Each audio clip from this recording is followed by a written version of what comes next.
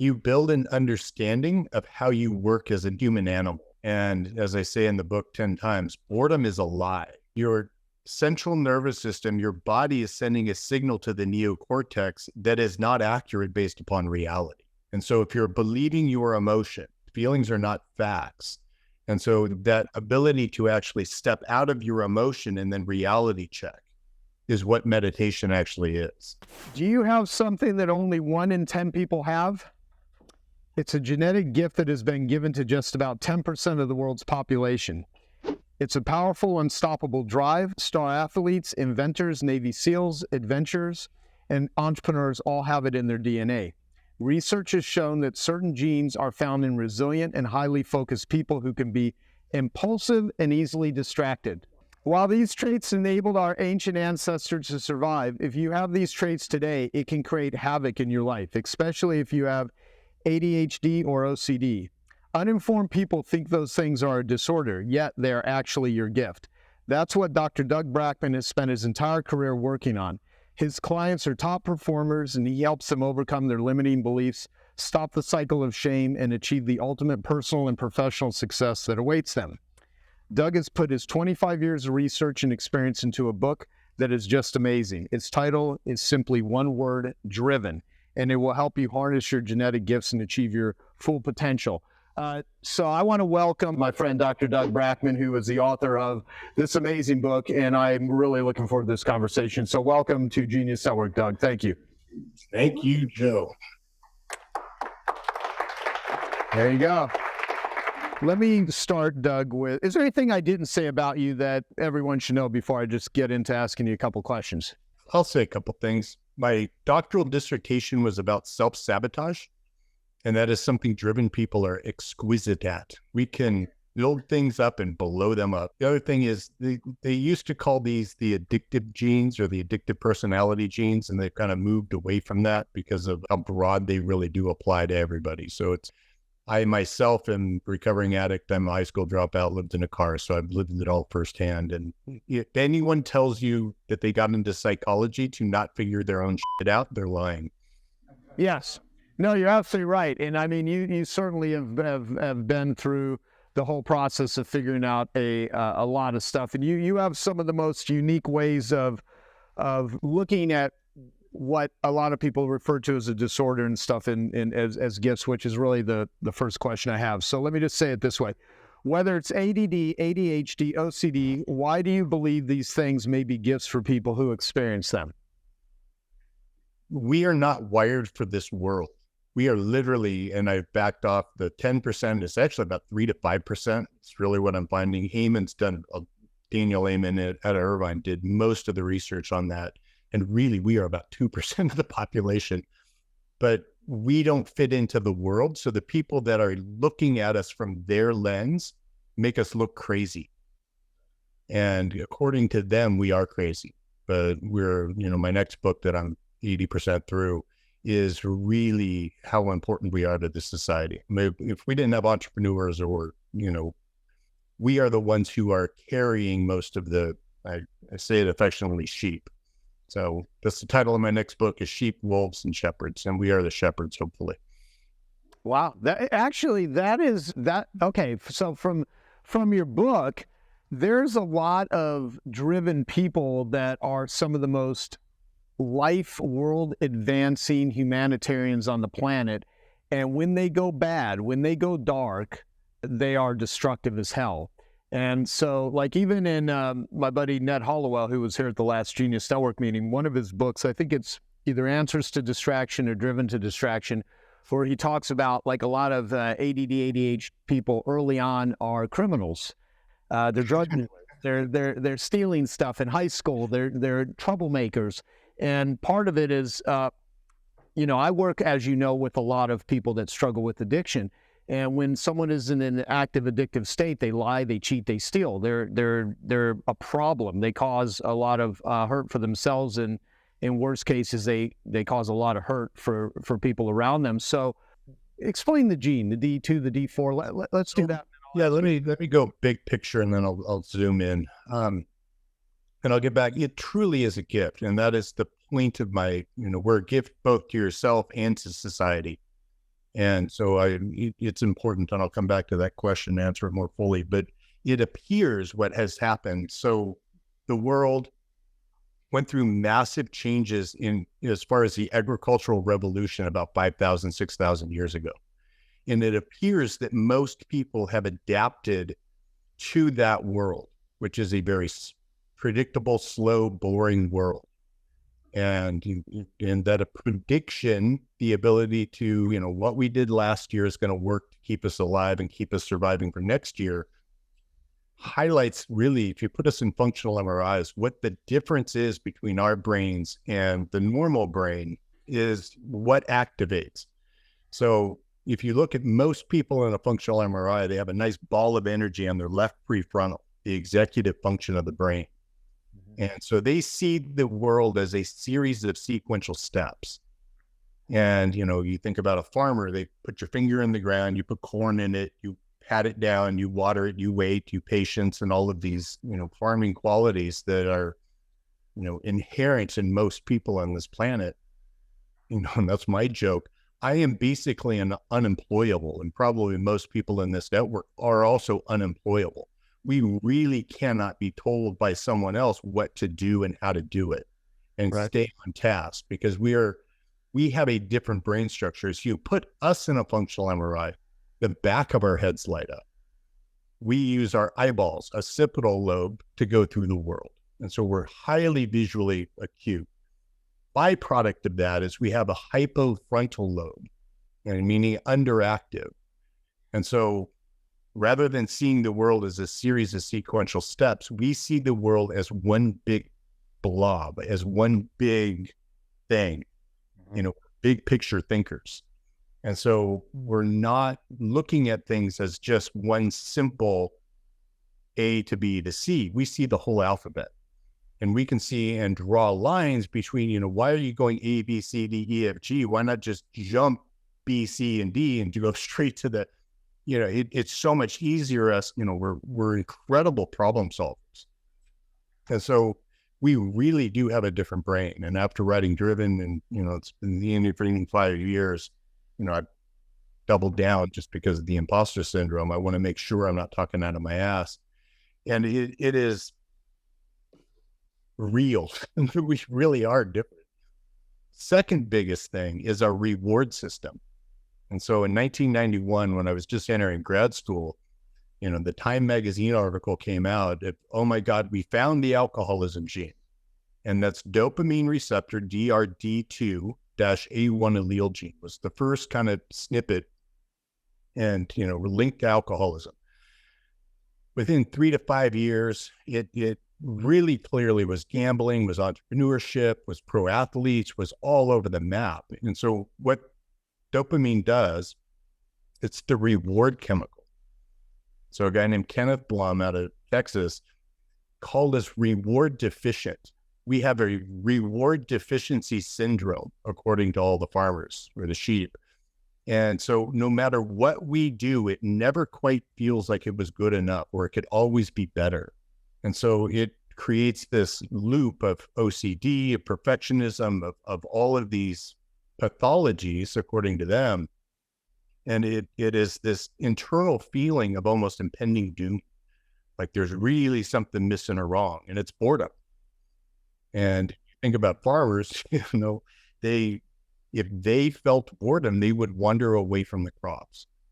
We need to feel boredom so we get out of the caves and go hunt more. And so all of my work, and I've been working in addiction, really where I started 35 years now, golly, and it turns into, our brain structure plus this reward system deficiency, we have a different identity. So if you think about a, farmer with this left prefrontal, it went from hunter-gatherer groups into these massive societies. Their identities follow. They become butchers and bakers and candlestick makers, and they have a very simple, narrow identity of who they are and what they are. And, you look at us, we're nuts. Ask an entrepreneur, you want to make me send an entrepreneur to hell, ask them who they are. Because it is this weird conglomerate of identities of, and you're starting a business and putting on 35 hats, that's awesome. But as you transition from, a lot of guys can attest to that, you transition from startup mode into a big farming organization, they kick us out. They fire us because that's not what we are. Bigger product, and the addiction component of it is the most consistent thing in our worlds is this feeling of not enough. And so most of us wind up with this felt sense of identity rather than a logical identity. And that's where all of the addiction comes in. It feels like I'm not enough. It feels like there's something missing or wrong with me. And I could have called the book, the shame-based personality. It wouldn't have sold any. And so it is this real issue, And I say it, candidly, I don't know the exact numbers, but at least half or 2/3 of us are just whacked off in our addictions. We've alcoholism or whatever it is, and it is, if not, we wind up owning 80% of the in the world because we are wired for hyper success. We're also wired for narcissism. And, that wiring for narcissism is a gift. It really is, because we feel this shadow. I'm very Jungian in my understanding of how we work, but this feeling of that there's something missing or wrong with me internally. And so I have to build this outer shell of, proving that I'm successful. And so it, as I was talking in the breakout groups, it is impossible for us to retire. I mean, we really have an issue with losing that external sense of identity. I worked in Navy Special Warfare with those guys, and the suicide rates of these, Drivens coming out of combat and coming out of the external container of the military, they fall apart. And so I think that's a real issue. Most importantly is that we are in a farmer's world. This world is not designed by us, made for us, and we're incredibly important in it. But you go to a typical psychologist and they look at us, man, they'll label us sociopaths. I mean, we're all over the map. So that, what's the difference between men and women? What is the makeup? Yeah, my book number 2, if any of you guys read Driven, it's a very male-oriented book. Women, and that is in my heart now, and I'm working with the co-author, and she's truly authoring this book, is a driven woman. She was a Ohio State #1 pick for volleyball. She's 6'4". Driven women are near and dear to my heart. They have a much harder time than driven men. And it is, you talk about not fitting in, driven women do not fit into the typical, housewives and that crap. They just don't, it's just not them. But social demands and really trying to fit in is much more important to women than men. It really is. So yeah. The numbers, I'm not sure. I really don't know. I think there's a lot more driven women hiding than driven men.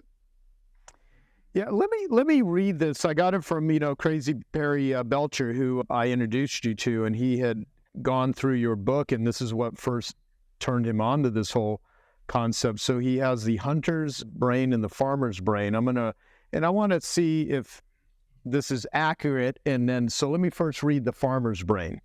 Great students, team player, rule followers, nested and settled, slow and steady, calm and rested, on-directional, likes incremental improvement, low risk tolerance, easy to rest, sleeps well, because I know most of you just sleep like easy. Great with complex math, easily satisfied, organized and methodical, easily satisfied with everything. Bad students, big learners, solo performer, solo reward, gets it quick, skips homework, perfectionist, disorganized, nomadic, rolling stones, always tired, can never rest, high risk taker, new horizons, resilient, never gives up, bored with success but driven, hyper alert, multi-concepts, rapid deduction, bad at math, addictive personality, doesn't people with farmers, frustrated as hell, never fits in, never satisfied with anything. Do you relate to that? Mm-hmm. Yeah. So now, is that accurate, Doug? It is. Part of my, the imposter syndrome, feeling like, I'm not an expert, has led me into, I actually spent about a year creating a driven assessment just to really take it apart about how different we are within the driven community. Most of those do fit, but some people are very left hemisphere dominant. And if you're driven left hemisphere, you tend to go more OCD. If you're right hemisphere dominant, you're much more impulsive and fun, because I'm right hemisphere dominant. We're all a little different, but the underlying qualities of that, big picture thinking seem to fall out pretty consistently. The resilience that we have is one of the most consistent findings. We are incredibly resilient, even though we don't feel like it necessarily, meaning that we, this neuropeptide Y, which is a neurochemical I write about in my book, but it's, as a hunter, we're chasing a rabbit gets away, and we go, another rabbit. The moment we shift into the next thing, we can drop consequences almost immediately. Like, we get over stuff right now, and obvious benefit. And, that is where, the addiction cycle really falls into place, where you don't think about the consequences. And, it is both, I keep running to that theme. It is a huge gift and a curse. I mean, it truly is. Right. Yeah. What's interesting, me and Dan Sullivan and Babs, the first brain scan I had done was in 2010 with Eamon. And we went down there, and one of the things that always struck me as really interesting is, Eamon personally did my scan. I interviewed him while I was there. He went over my stuff, and he said to me, he was showing my brain, the way my brain lights up and the frontal lobe stuff. He said, it looks like you have some sort of frontal lobe damage. I go, was it possible? As I used to do? He goes, no, it looks like you maybe got hit. And there was a couple of times where I was, punched in the face. I was attacked. I got hit with a baseball. I used to ride BMX bikes. And one time I went over the handlebar and smacked and I don't know if I was ever unconscious, but no one was around. I just remember being dazed, but I could have been, I have no idea, but all this sort of stuff. And then I became a drug addict, right? So I had all this stuff, and he said, you're very impulsive. And so I was like, yeah, I kind of know that one. There was a resting scan and then an active scan. So the resting scan, you would kind of meditate in darkness and no noise and just try. And then there's the active scan where you're doing word puzzles and, triangles and squares and numbers and memorization, and just scramble the brain, keep it very active, and scanned both ways. And he said, if you're not busy, you're not a happy guy. And I thought that was an interesting statement, because what I've learned more and more from your work, the thing with telling someone to relax or to calm down, or well-intentioned farmers actually think they're suggesting things. It drives hunters nuts. And as a matter of fact, it doesn't help at all in some cases. It makes it worse. And so it's one of those things where I used to say this, I don't know how anyone could ever get bored. There's so much to do. There's so much to read. And then I realized I get bored all the time. I can be bored out of my mind in massive busyness. And so what happens is, if addiction becomes a route of coping or dealing with life, you become pleasure deaf. And then normal things that a farmer would find pleasurable, going for a walk, a hunter's bored out of their mind. So my question to you is, as a gift, how does one contend with this? Now, your book, I'm saying this, speaking for everyone, you lay out a bunch of stuff in your book, including the meditation. What do you do with this? So you build an understanding of how you work as the human animal. And as I say in the book 10 times, boredom is a lie. Your central nervous system, your body is sending a signal to the neocortex that is not accurate based upon reality. And so if you're believing your emotion, feelings are not facts. And so that ability to actually step out of your emotion and then reality check is what meditation actually is. And so we feel these sensations in our body, and those very quickly, if they're believed, come up into the monkey mind, into the narrative brain. And we come up with narratives explaining and justifying why those feelings are accurate. And, that's what sheep do. is they get captured by the narrative. They get captured in that, because of our brain structure and because of the way we work, we have the unique ability to actually step out of our emotion, where many people don't, and step out of our narrative. And so if you're driven and just believing the emotion, and really running, trying to get to a place in this imaginary world where I'm going to finally get there, when I finally reach the finish line, then I can relax. There is no finish line. I mean, there truly isn't. The other dopamine receptor that I find much more interesting, because it hits me too much harder, is the FOMO gene. And so dopamine receptor number 4, if you think about hunters, we always feel like there's more woolly mammoths over the next hill. And so this feeling that, the grass is greener over there, and we're using that feeling as a reference point. Oh my God, it's going to be so great when I finally, and we use that as a reference for the present moment. Right now kind of sucks.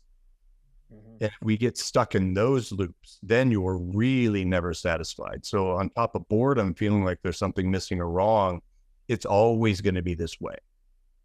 And, unless you develop insight, unless you really take a look at yourself, and that's what my next book is about, is the true gift of driven is that we have the capacity to, hyper focus, which I hone that in all the meditations that I do, particularly, I do use long range shooting, because it's the deduction. I have built ridiculous number of guns. Some of them accurately shoot out to a mile. I mean, I've got some 375 Chiteks that can literally go a mile and put on accurate, but there is no recoil in the present. Meaning that, as you are experiencing true meditation, where you're not concerned about the present, you're only focused on the present, using our gift as driven, you can really let go of the future. And in that, when you hone that practice, and then you can ask yourself with your big picture thinking, just what am I doing? Without all the shame, without all the, really, what am I doing? And you can rest in that. It turns into this capacity to be honest with yourself like nothing else I've experienced. The guys I've worked with, long-term clients I've worked with 10 plus years, I mean, it is such a gift. It is unfair advantage of being driven in this world.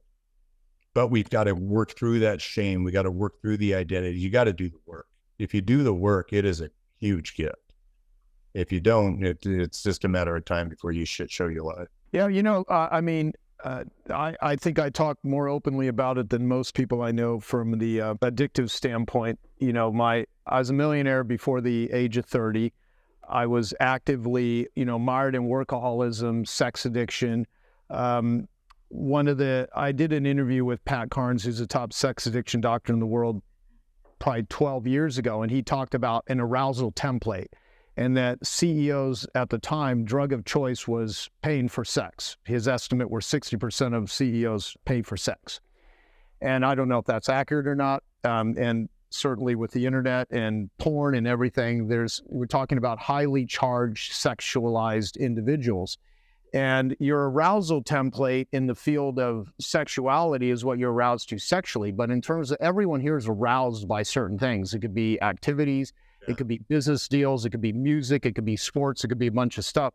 And when your arousal template is desiring things that are destructive and are damaging to you, that because you have a hunger for things that are poisoning you simultaneously. And it took so much work. I mean, I was so frustrated at times because it was definitely not for a lack of seeking and pursuing. I mean, I did so much. I spent over $500,000 on therapy and treatments and all kinds of stuff. And it finally was just sheer sticking with it, sitting through hundreds of 12-step meetings, tons of therapy, plant medicines. I mean, you name it. And, when I first did my brain scan with Amen, I started doing hyperbaric oxygen. I went and got trained in transcendental meditation in 2013, started different supplements. And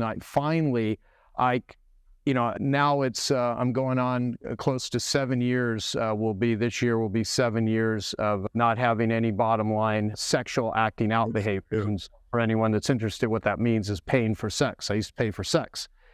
And I would feel tons of shame, and so much of it was based on, trauma from a kid. But what I've learned recently from my friend Dr. Anna Lemke, who wrote Dopamine Nation, is that, and then Stephen Kotler in his book, Mapping Cloud 9, he goes over the 5 different neurochemicals. I'm an amateur at understanding the biochemistry, but it has so much to do with it. And so I found other ways where I could feel connected, because I could not, for the life of me, feel okay in the world. And the pain and the angst, which you describe angst in Driven quite well. I always had this angst, and it dissipated to where I still have frustrations, tons of frustrations. I still have the feelings of like, I need to do more, that sort of stuff. But man, my life is the best it's ever been.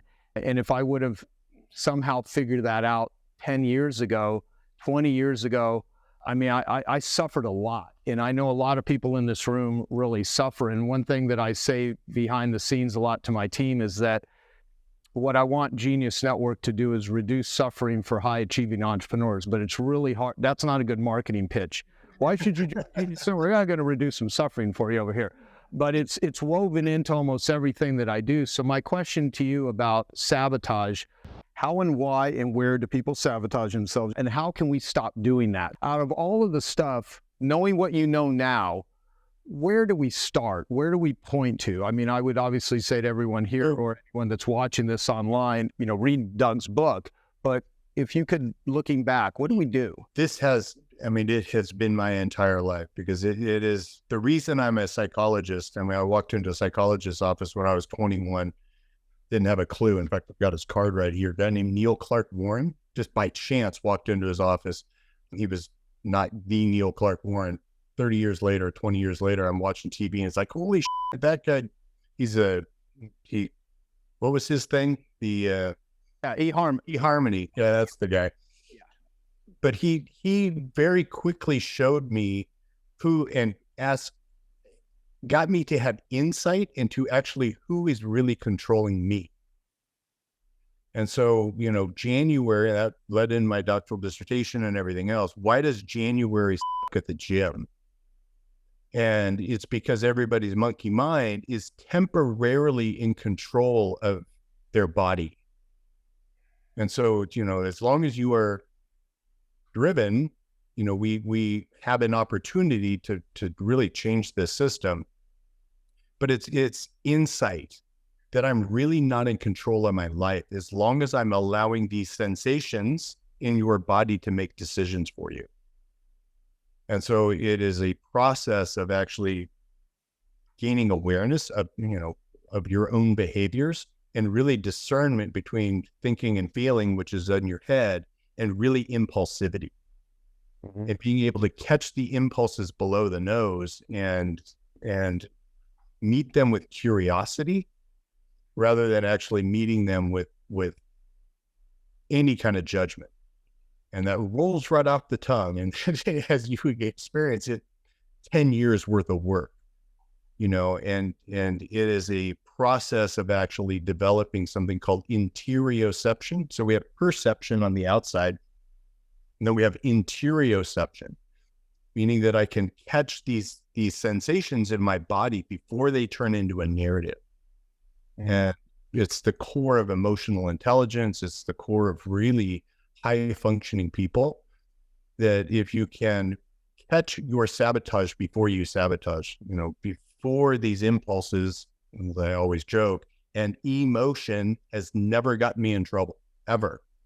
You take the E off and it turns into motion, shit show.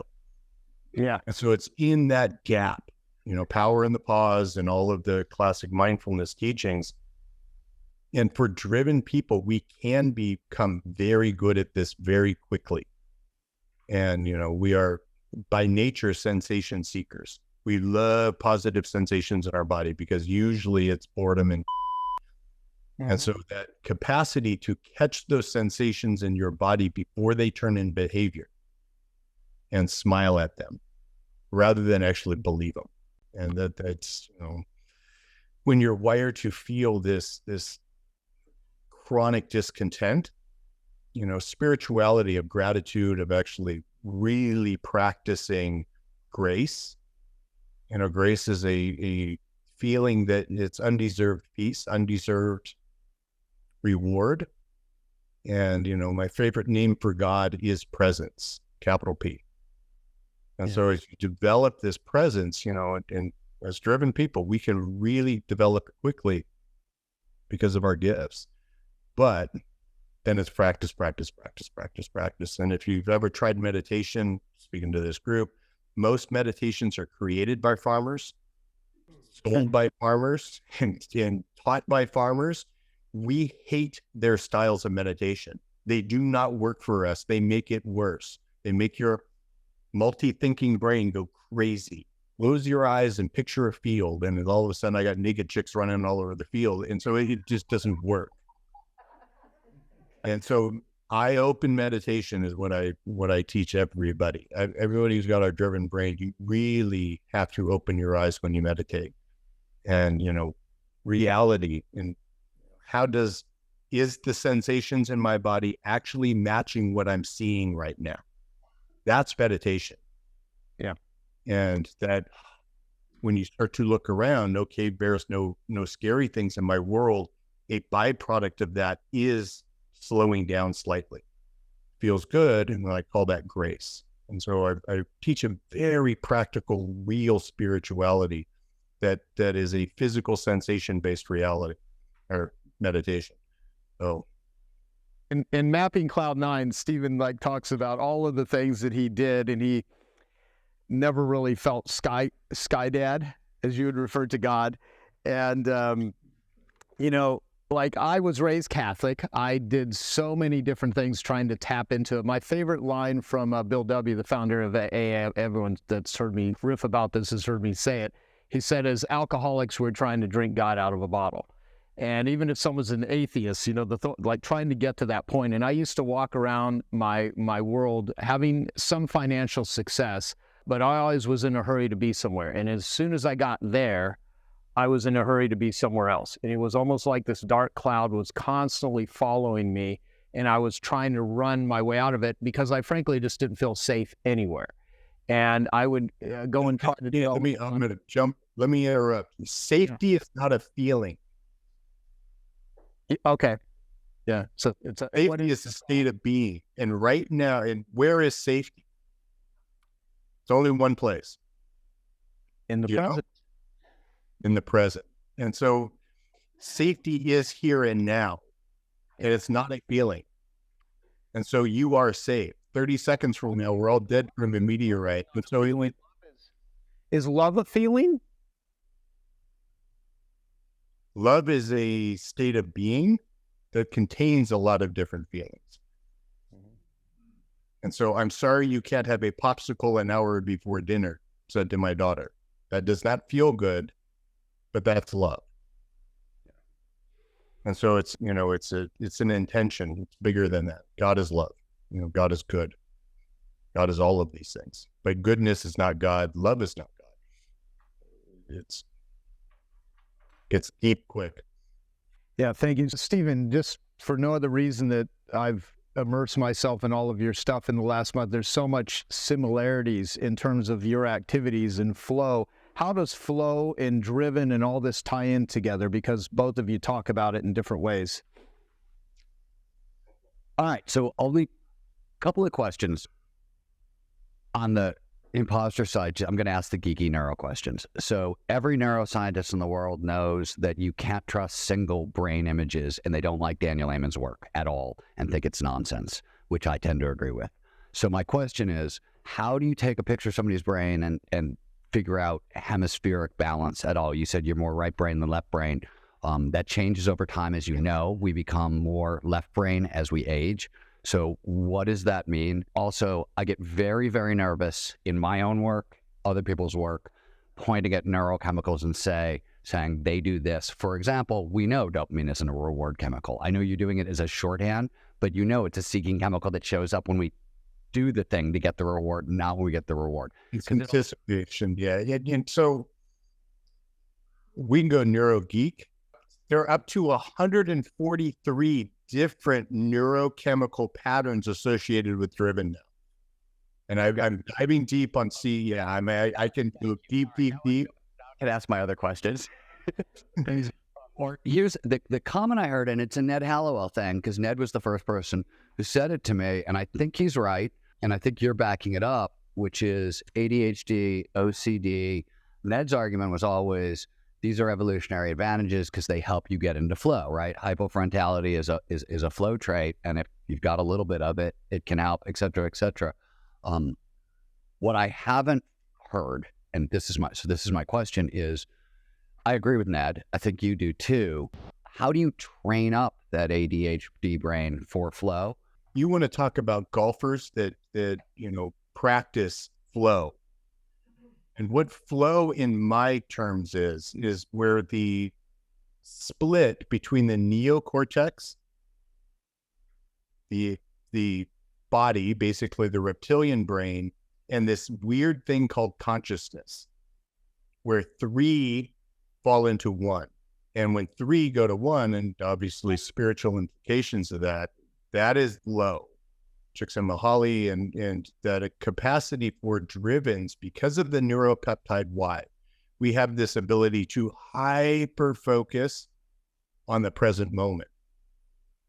And in that hyper focusing of the present moment, the mind, the body, and your soul, 3 become 1.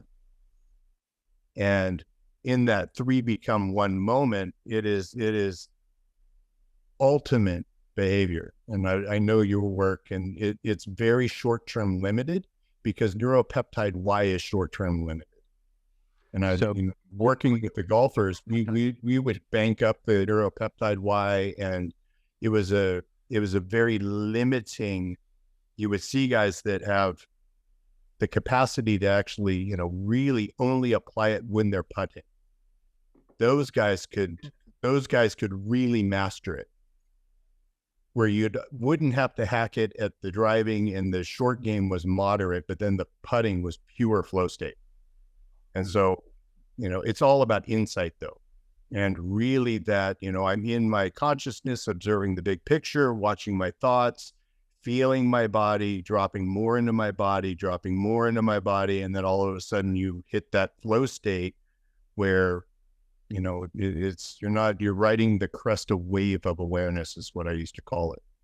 And so you're riding that crest, that right at that, you're not quite in the future, but not quite in the past. And then you fall away into that split again, to where, you're back thinking, and you're back in the observer, observing ego or your soul state. So Doug, Mike Damisch here. What is a practical statement someone can say to themselves to kick in that process? So their brain starts overthinking, starts going into that mode. What's a statement to sort of trigger the positivity and move it quickly that's realistic people can implement? It's not a statement. So it's truly not a statement. It's not something you'd say in your brain. It's something you'd use. It's called orientation, or you orient to the present moment using your eyeballs, using the largest organ of the body, which is the skin. And so you bring awareness into the sensation realm. And a byproduct of that, you will automatically stop thinking. And so it's really not about thinking more. It's about really experiencing more. Yeah, well, here I have to read this one part too, which is we are hunters living in a farmer's world. This is another thing that Perry gave me. Realize that you are not broken, just different. Realize that you are the weird one. This is what he said. Learn to speak farmer like Dexter. Realize that your mutation is your gift. Be kind to farmers. You need them. Get into a pack of hunters. Super important.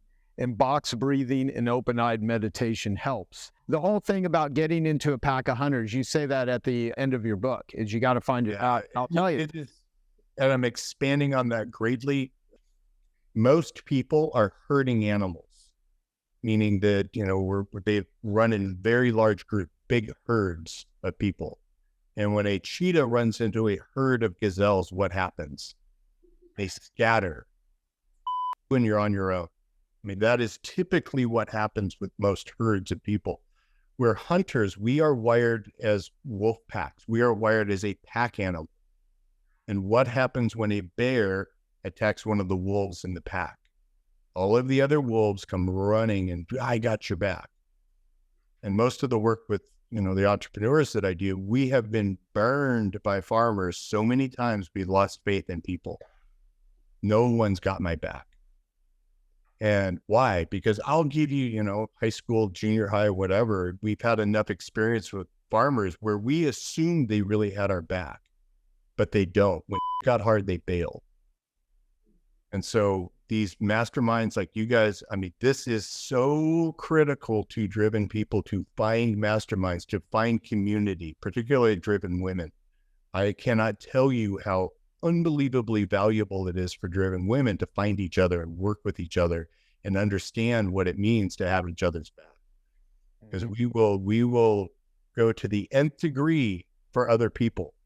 95% of people will not do that for us. And it's not shame on them. It's just they're not wired like us. We have issues with boundaries, Joe. we tend to give way too much to the wrong people. Great success financially, some in many other areas, through massive obstacles. So when you really dial things in, it just accelerates, not just success, but just, contentment and presence and peace and happiness to whatever degree one as a hunter can feel those things. I absolutely love everything that you're speaking about. I actually have two questions. One is working with, the quintessential driven person, special forces, Olympic athletes, professional athletes. What, if anything, what area do you find they have a hard time accepting in terms of helping them be at peak performance, because they've already performed at such a peak level by the time I would imagine they get to you? And the second question is, and this is really, I just want to get into your brain a little bit. With neuroscience teaching us so much new stuff every single day, what do we know now for the driven person that you think is subject to be unlearned with new information coming down the pike? I finished my PhD work in 2001. We didn't have functional MRIs. Right. It's been unbelievable time to be a psychologist. And caller can agree to this. The more we learn, the less we know. Right. I'm a psychologist, so I get it. And that's why I have really learned to focus on the self-psychology components of this, and thinking that we can, hack some neuroscience thing and, find the ultimate answer. No, it all comes down to identity. And, the peak performers, and I worked with a lot with the, PGA guys. Golf is where my expertise was.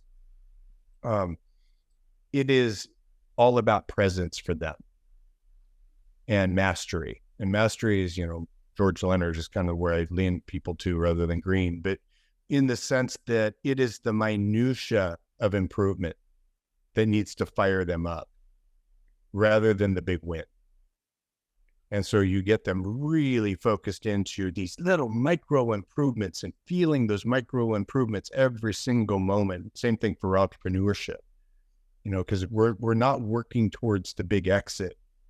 The going is the gold, and really feeling and enjoying the ride there. And that's where you can start to see them, because I worked with a bunch of guys who would win one tournament. They'll never win again. Because they don't understand that it wasn't something special about the day. It was something special about happening inside of them. And so it's that external, well, it wasn't out there, it was in here. And what did I do? And how do I actually get back there isn't the right model. It's how do I actually feed that part of me that will allow that to happen again? And I see this with entrepreneurs all the time also, where, they have, worst thing an entrepreneur can do is succeed early. I've watched that so many times, because at first success, $1 million, by 30, and oh my God, I can never lose again. And the next 10 years of your life, because they don't understand it wasn't about the win. It was about this actual engaging something deep within them that they were feeding. That's why I spend so much time on the self-psychology. and Carl Jung and the shadow stuff. It is, and trauma healing. Trauma healing is where I've spent the last 15 years, trained by Peter Levine by accident in San Diego. And that is where they really find that subtle reward, where you have a good day and another good day and another good day. And it wasn't full of success. It was full of overcoming the little failures. That's the real gift of being driven. I mean, we are wired for mastery as driven people. But we have, as long as you have insight to the chasing finish lines, when there is no finish line, the going is the goal. So it's all self-psychology. The neuroscience stuff, we're in pursuit of God, and God's not missing. So it's we're trying to understand something that I don't think we're designed to understand. And so the more we know, the less we understand. So I think it's a beautiful time to be a psychologist. So much fun. IamDriven.com is his website. And there's an assessment. I would appreciate anybody in the world taking that assessment. It's going in my next book. It's a real assessment. It's 50 questions. I had it nationally normed, spent a bunch of money on it. And it's a real assessment. It gives real feedback. So it's not just a lead gen thing. Any other things that I should have asked you that we should have talked about that we did not, or any recommendations on what to do next? Reading my book. It's if it resonates with you, it can be incredibly relieving to find out that you're supposed to be this way. There's nothing wrong with you. Truly nothing wrong with you. And society, we scare the shit out of the sheep. And so we really do. It's just, you got to be nice to them and kind to them, but they're not like us. They're not stupid, slow, and lazy. They're just different. And we need them as much as they need us.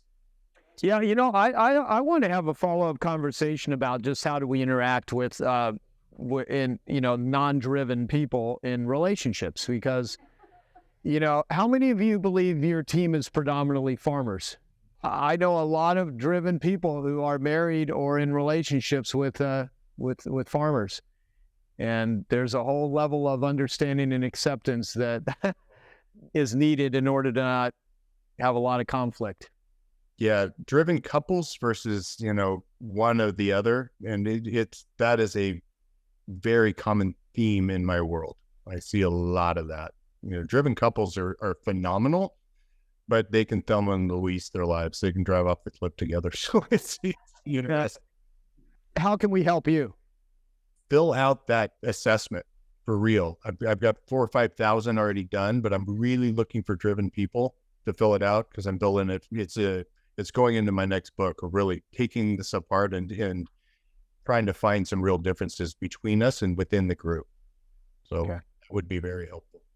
Interestingly, in the first 2/3 of my career, I worked with a huge number of tree fruit farmers. So I worked long enough so that when I started, there were tons of farmers, and then they went through this transition where there became the medium-sized ones gobbled up the small ones, and then the medium-sized ones got gobbled up by, growing and bigger companies. And so all I was going to say is that over the course of just to give some within the farming community of the high dollar kinds of crops like tree fruit and oranges and these kinds of things, the ones that end up running things, they're us.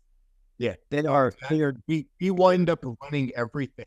That's exactly right. That's what I was going to say. So far, even within the, the context of farming, just trying to identify that when you say farming, you just mean everybody of what I used to say, the old farmers, because there are no more non-motivated, stupid farmers anymore. Not in that world. If you put it in this context, those people who love and enjoy their W-2 job. Yes, I that's a very good way to put it. Yeah, 3% growth. I'm going to get my raise in 6 months, and and then it's like, yeah. Just from my world, I have a completely different mentality of farmers after living through all of these transitions and being the lawyer for all of those things. So it's the classic. Yeah, I mean, all the drivens got into the pot industry, and now they're I wouldn't call them farmers. I mean, it's right. Thank you for your time. That's actually quite funny. No, thank you. So here's what I would say. You know, part of this is just people are people, and there's all kinds of different types, and understanding, you know, who you're working with, who you are. It's how you operate. These are all things that are going to make you more functional and better able to connect. Because if you're, you know, if one of my favorite lines that you said is, you know, feelings are not facts. Just because things feel shitty doesn't mean they are. As a matter of fact, you can be in a great place and feel awful, and just having that awareness can change everything. And when I started really realizing that, I oftentimes felt exhilarated when I was in the midst of doing so much damage to myself. And oftentimes I was having great success and laying down amazing tracks and learning skills, and I felt, you know, levels of anger and fear and frustration. So just knowing that makes all the difference in the world. I'll expand on that one sentence. Feelings are bull. They're not real. They're neuropeptide, neurochemical reactions we're having in our body. They're the most important things in the world, though, because we see what we feel. And so if you're feeling this, you're going to see that. If you're feeling scared, all you see is snakes. And the capacity to actually meet your central nervous system in a new way, that's really what I do, is teach people how to have a new relationship with their central nervous system, to where they can not see around their emotion, they can see through their emotion. And if you're driven, you got to learn how to see through your feelings. Otherwise, man, we do some crazy shit. Good stories, but man, nuts.